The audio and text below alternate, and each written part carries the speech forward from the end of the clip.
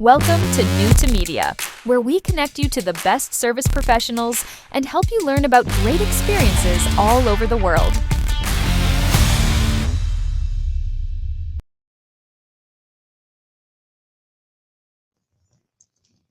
All right, welcome back, everybody. Again, Zach Cofield with New to Media. I'm excited to have another guest with us, this time in Birmingham, Alabama. We're excited to have George Huertas with us. And George, I want to thank you so much for being with us. How are you today? I'm doing fantastic, Zach. Thank you. Absolutely. How you doing? I'm doing great. I'm so excited to be with you. It's great to have representation for New to in Birmingham. And I have spent a little bit of time in Birmingham myself. Over the years, I had spent a little bit of time there from my financial work and also with some work I did with the military and love the town.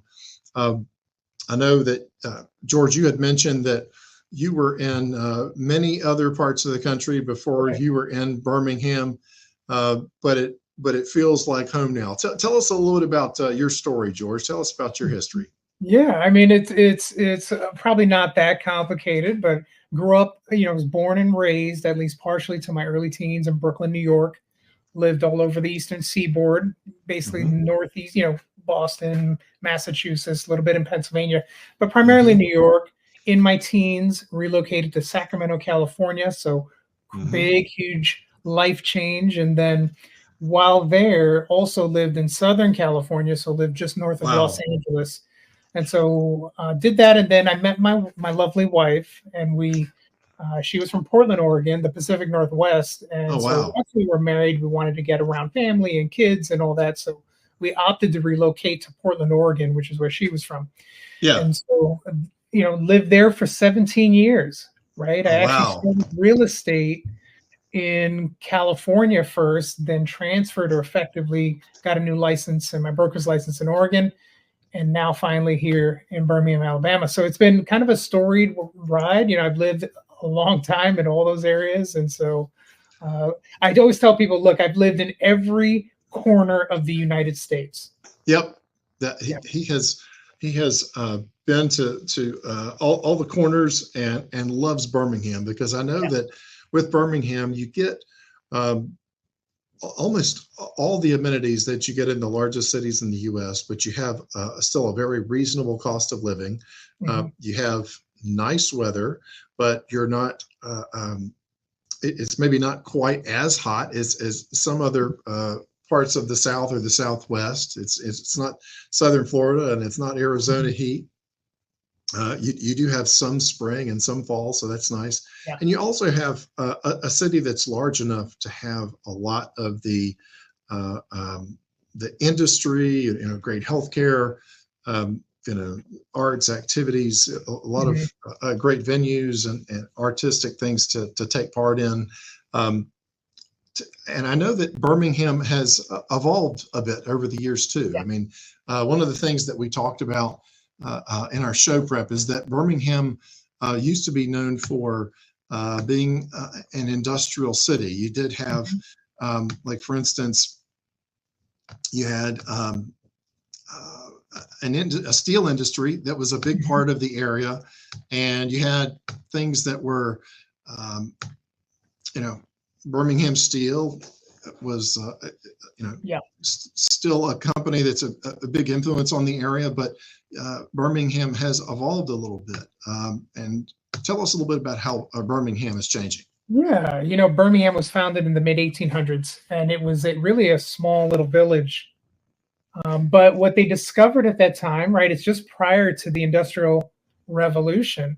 And what's fascinating is that Birmingham, the soil and topography, is one of only two places in the world in which how iron is created, whatever the ore is found only in Birmingham, USA, and then, believe it or not, in Birmingham, England.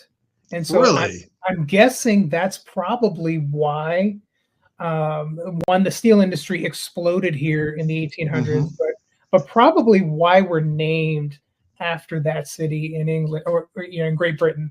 And so I did not know that. Yeah, only two. I think there's a third place. I think the third place is like in Turkey or something. I'm not 100% sure on that, but But therein lies the link. It's the only place in which the ore for iron is actually found in the soil, rather than getting a little bit from here, getting it there, and then they can make steel. That is amazing.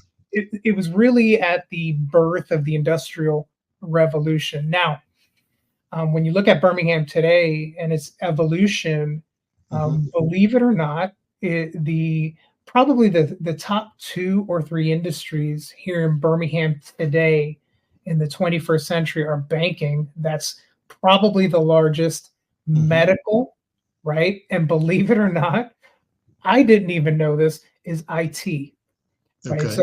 So IT, banking, and medical are the 3 largest industries in and around Birmingham. The state would be different. I think insurance is the largest employer in the state.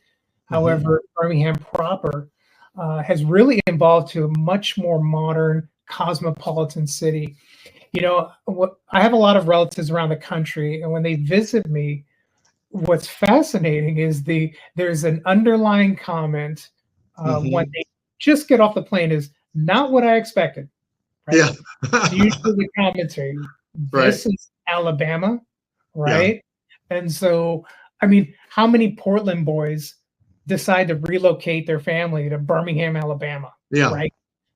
I mean, who does that? And so, but the quality of life, I mean, it has so much to offer. We can barely scratch the surface. And the great thing is that it's not very well known.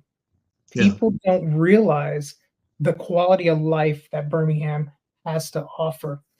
One of the things that I discovered after relocating here was that Birmingham sits right in the center, right in the center of an area in the Southeast United States called the American Amazon. It is the most biodiverse area in the country. So there's more types of bird and animals and hiking trails and you name it. Like outdoor life, Birmingham is it. So there's a lot of stuff like that that's not readily known. And so you add that on top of really reasonably priced taxes, a great business environment. It's been an actual great blessing for my family and I to relocate here and live out really a great quality of life. Fantastic. I know that we've learned a little bit about not just the real estate and what's going on in Alabama, but we're learning a little bit more about you and what you like to do when you're not doing real estate. One of the things that I was impressed by is the fact that that George is not just fighting for his clients with real estate, but he's actually doing Brazilian Jiu-Jitsu. You got Jiu-Jitsu. Tell me a little bit about this hobby and how you got into this. You know, that's a long story, but I've been training for about 25 years and I've coached a lot of cage fighters. I've brought up and trained a lot of fighters out regionally on the West Coast. And so I'm continuing to do that here. I have a great group of students that I still train with on a weekly basis, a couple times a week. You know, like I told you off air, I just turned 50, right? And I do in a few weeks, by the way. I do. My wife and I turned 50 at the end of this month, so we're very close in age. You know, and that's kind of like it's not a bad marker, right? But it's certainly not insignificant. Yeah. And so, and having trained basically half my life, 25 years, right? Yeah. You know, I'm pretty storied. I've trained with some greats, some world-renowned Brazilian Jiu-Jitsu guys. I've trained with the Gracie family. That's a well-known name in the UFC world. And so it's kind of cool. I really use it, to be honest with you, kind of like a ministry, right? Yeah. You'd be surprised how many people come into, say, Brazilian Jiu-Jitsu because it's a fighting system that has problems, right? And my job as a coach, professor, and a leader is to really pour into them.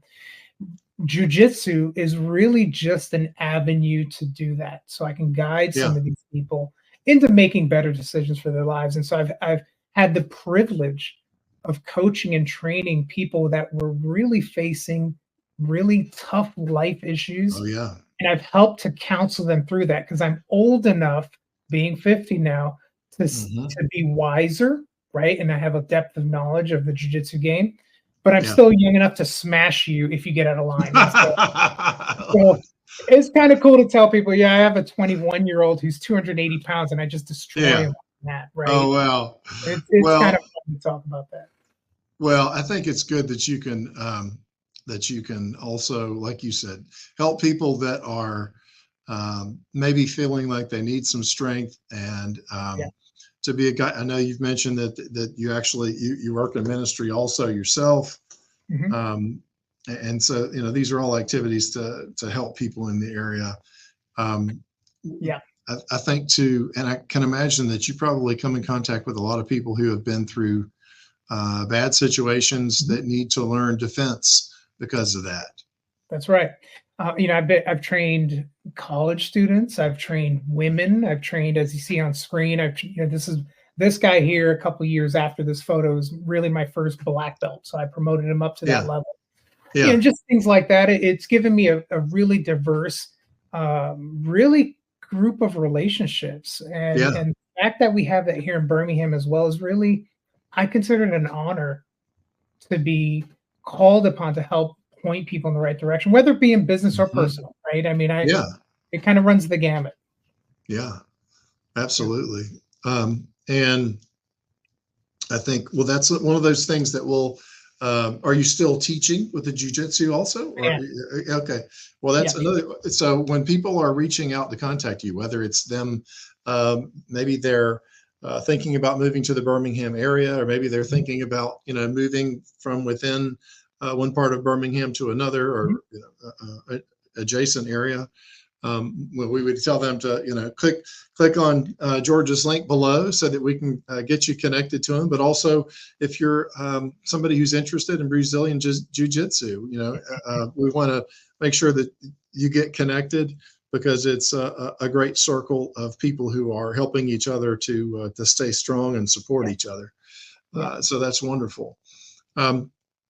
Okay, well, I think what we're going to do is, in some future episodes, we're going to actually bring in a little bit more information about the culture and some other happenings in Birmingham. We'll certainly show some of the restaurants that are great to check out. But in this first segment, we just wanted to introduce you to George, so that you have an advocate. If you're thinking about moving to Birmingham, we've got to get you connected. Again, if you'd like to get if you'd like to get connected to George, make sure to click on his link below. And George, thank you so much for joining the New 2 podcast. My pleasure, Zach. Thank you very much. Okay.